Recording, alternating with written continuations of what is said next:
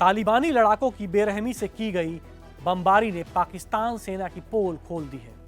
60 से ज्यादा सैनिकों का कत्ल और दर्जनों को बंधक बनाने वाली ये घटना पाकिस्तानी हुकूमत की कमजोरी और असफलता की शर्मनाक तस्वीर है।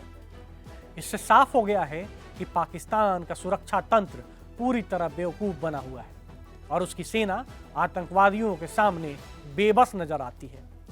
इस हमले ने इस्लामाबाद से लेकर रावलपिंडी तक हिलाकर रख दिया है और देश की कमजोरियों को बेइज्जत करने में कोई कसर नहीं छोड़ी है। पाकिस्तान को अक्सर अफगानिस्तान से सैन्य और आर्थिक तौर पर कहीं अधिक शक्तिशाली माना जाता है। ग्लोबल फायर पावर की 2025 की मिलिट्री स्ट्रेंथ रैंकिंग के अनुसार पाकिस्तान को दुनिया की 12वीं सबसे ताकतवर सेना के रूप में स्थान दिया गया है। पाकिस्तान ने 2024 में 10.2 अरब डॉलर जीडीपी का 2.7% अपने डिफेंस को मजबूत करने पर खर्च किया है। पाकिस्तान की कुल सैन्य ताकत 17,04,000 कर्मियों की है। पाकिस्तान के पास 1,399 सैन्य विमान है। पाकिस्तान के पास 1,839 कॉम्बैट टैंक हैं। पाकिस्तान की नौसेना 1,046 किलोमीटर लंबी दक्षिणी तटीय सीमा की सुरक्षा करती है। पाकिस्तान के पास 121 नौसैनिक संसाधन है। इसके उलट तालिबान शासित अफगानिस्तान की कोई भी औपचारिक रैंकिंग नहीं है, क्योंकि ये देश गरीबी और विनाश के गर्त में डूबा हुआ है, जहां बड़ी संख्या में लोग 2 वक्त की रोटी के लिए भी तरस रहे होते हैं। ऐसे में सवाल उठता है कि यदि पाकिस्तान और अफगानिस्तान के बीच जारी सैन्य झड़पें व्यापक युद्ध में तब्दील हो जाएं, तो क्या पाकिस्तान आसानी से विजेता बनेगा? क्या तालिबान की हार निश्चित है? ये उम्मीद करना कि आर्थिक और सैन्य ताकत ही निर्णायक होगी एक बड़ा भूल होगा। तालिबान की लड़ाकू मानसिकता, रणनीतिक चालाकी और जमीनी समर्थन को नजरअंदाज करना पाकिस्तान की सबसे बड़ी कमजोरी साबित हो सकती है। इतिहास बार बार साबित कर चुका है कि कमजोर दिखने वाला भी जब जंग की आग में झोंक दिया जाता है तो बड़े बड़े दुश्मनों को नाको चने चबवा देता है। अफगानिस्तान का इतिहास स्पष्ट करता है कि यह धरती जीत पाना आसान नहीं है।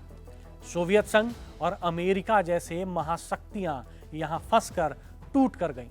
दशकों की सियासी, सैन्य और आर्थिक जदोजहद के बाद भी उन्हें केवल हार ही मिली।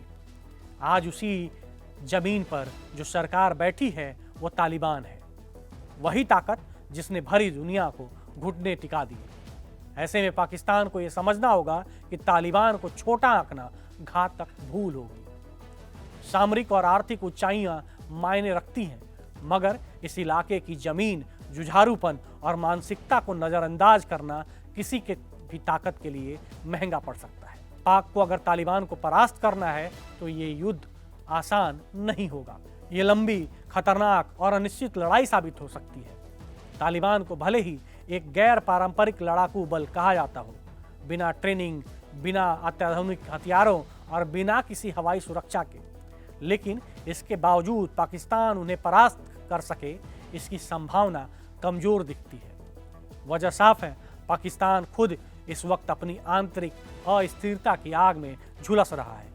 हर सूबे में हालात विद्रोह की दहलीज पर है। खैबर के बड़े हिस्से पर तहरीक तालिबान पाकिस्तान टीटीपी का प्रभाव है, जो खुद तालिबानी विचारधारा से संचालित होता है। बलूचिस्तान में अलगाववादी आंदोलन लगातार सक्रिय हैं और सुरक्षा बलों पर हमले आम हो चुके हैं। सिंध के लोगों को हाशिए पर डाले जाने का गुस्सा है और पंजाब, जो भारत की सीमा से सटा हुआ है, वहाँ भी हालात कभी भी अस्थिर हो सकते हैं। ऐसे माहौल में पाकिस्तान के लिए किसी बाहरी युद्ध का जोखिम उठाना एक आत्मघाती कदम साबित हो सकता है। जब देश के अंदरूनी हालात ही नियंत्रण से बाहर हो तो बाहरी दुश्मन से लड़ना नहीं, बल्कि और भी ज़्यादा खुलासों और कमजोरी का सबूत बन जाता है। पाकिस्तान का नाम भले ही इस्लामिक रियासत के तौर पर लिया जाता है, पर हकीकत ये है कि आज उसकी राजनीति और समाज धर्म की उस शक्ति से कटे हुए हैं। वहीं तालिबान खुद को इस्लाम का कट्टर रक्षक बताता है और पाकिस्तान में उसके समर्थकों की कमी नहीं। कुछ प्रभावशाली सामाजिक राजनीतिक फिगर तालिबान के विचारों से तालमेल रखते हैं और उनके पास सड़क स्तर पर पहुंच भी है। अगर ये लोग तालिबान के साथ खड़े हों तो पाक सेना के लिए अंदर से भी दबाव उठता है। युद्ध की पहली लड़ाई वहां की जनता और वफादारी की होगी और वो सेना के पक्ष में रहे ये तय नहीं है। तालिबान की सबसे बड़ी ताकत उसकी रणनीतिक लचीलापन और वैचारिक एकजुटता है। यही दो गुण हैं जिनकी वजह से तालिबान मुख्य धारा से अलग होने के बावजूद लगातार वापसी करने में सक्षम रहा है।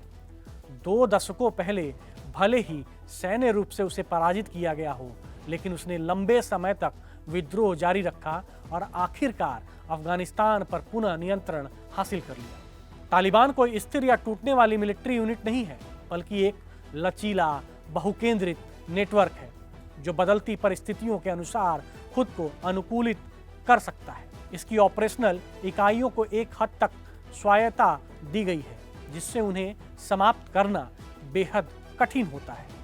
2001 में निष्कासन के बाद तालिबान ने क्षेत्रीय परिषदों शूरा को मजबूत संगठनात्मक ढांचे के जरिए सुरक्षित ठिकानों से विद्रोह का समन्वय करना शुरू किया, जिससे उसका नेटवर्क और भी अधिक सुदृढ़ हुआ। तालिबान के लड़ाके बेहद प्रेरित और निडर है। वो जान देने और लेने में बिल्कुल भी देर नहीं लगाते हैं और आखिरी कतरे तक लड़ने की ताकत रखते हैं। उनकी सैन्य रणनीति मुख्य रूप से घात लगाए हुए हमला करना है और गुरिल्ला युद्ध में माहिर होना है। दुश्मनों के मनोबल को तोड़ने के लिए उन्होंने लक्षित हत्याओं और मनोवैज्ञानिक अभियानों जैसे अघोषित युद्ध के तरीकों का भी बखूबी इस्तेमाल किया है। तालिबान आत्मघाती हमलों में भी माहिर है, जो दुश्मन को किसी भी वक्त चौंका देने की क्षमता रखते हैं। यही वजह है कि अमेरिकी सेना, जिसे तकनीकी उन्नति और प्रशिक्षण में दुनिया की सर्वश्रेष्ठ माना जाता है, वो भी तालिबान के सामने ज़्यादा कुछ कर नहीं पाई। बहरहाल 2025 में पाकिस्तान का प्रोपेगेंडा वार चारों खाने चित हो रहा है। पाकिस्तान ने तालिबान और बलूचिस्तान को बार बार इस्लामिक उमाह की दुआई देकर इन्हें अपने पाले में लाने की कोशिश की, लेकिन हर बार उसका एजेंडा नाकाम रहा। इस साल पाकिस्तान 3 तरफ से मार खा रहा है और अपनी हरकतें से तीनों तरफ युद्ध की स्थिति पैदा कर चुका है।